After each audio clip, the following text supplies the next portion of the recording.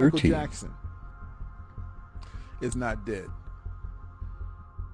Michael Jackson doesn't look anything the way he did. The slim Michael Jackson, because they know that's what y'all like. The Michael Jackson that y'all saw dancing with James Brown, that was a clone. They had to keep fixing on it because the clone was breaking down. He wasn't going into surgeries. See, clones also can't gain weight. So basically what they did, they had to keep doctoring on the clone of Michael who was alive. The one that was dancing with Michael, or the dance with James Brown. Okay, that Michael Jackson, that wasn't the real Michael. When they cloned it, Michael, that clones don't grow hair. So in other words, however they clone you, whatever you have, that's how you're going to come out. That's just how the clone produced.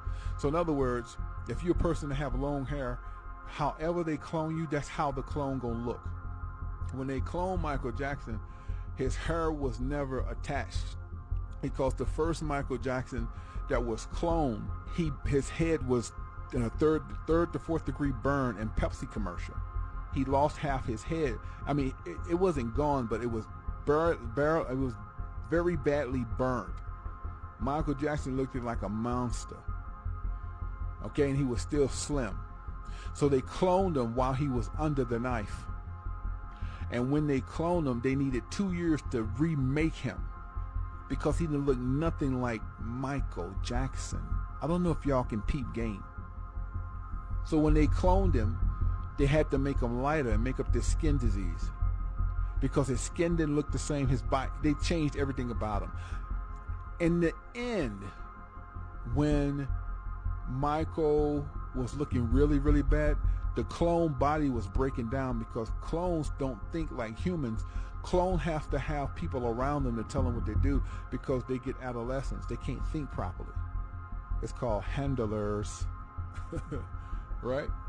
So when Michael started to break down, his body was breaking down. His nose was artificial.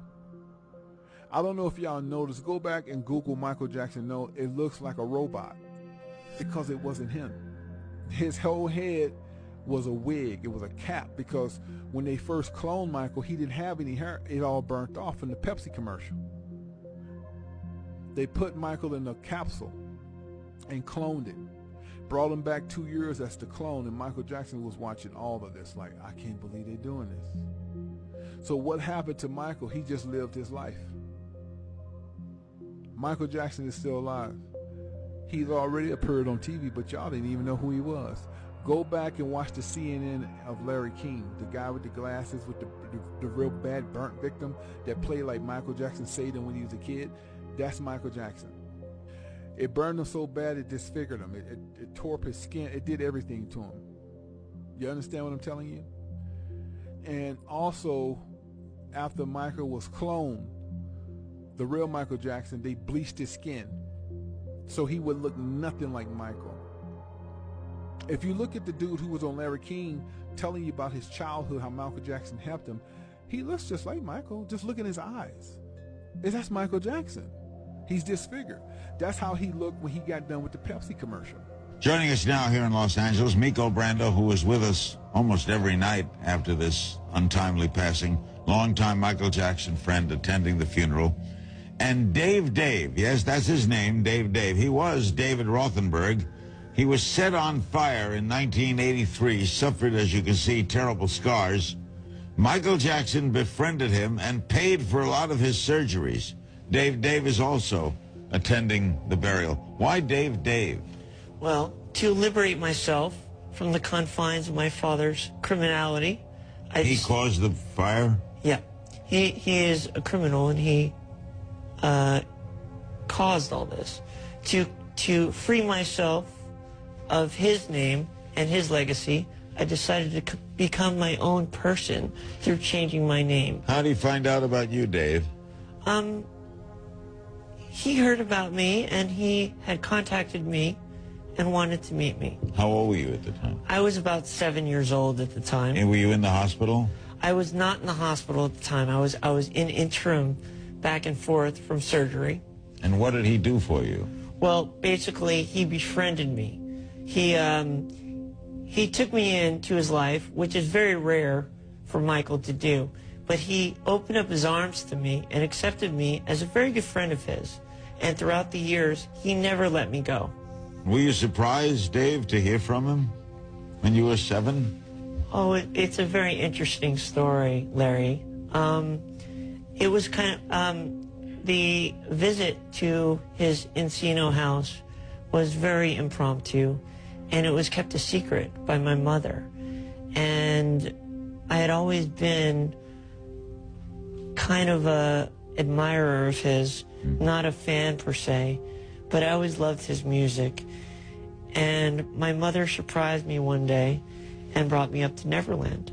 And I entered an arcade, and there were all these Paul McCartney records all over this, The Girl Is Mine, and, you know, this and that.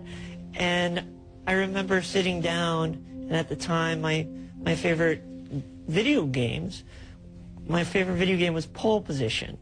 And I was playing Pole Position, and I felt a little tap on my shoulder, and I turned around, and there was Michael. And you know what, Larry? What? At that moment, we embraced, and that embrace never ended throughout our whole entire friendship. Dave, what don't we know about him we should know? Well, I believe what people fail to realize is that Michael was a human being. Throughout the years, I think he was kind of stigmatized by the media, and I believe that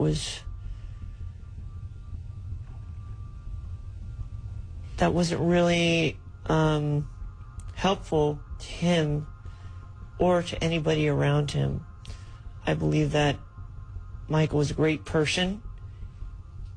He has never hurt a soul, and I am happy to have been his friend for all these years and been a dedicated friend.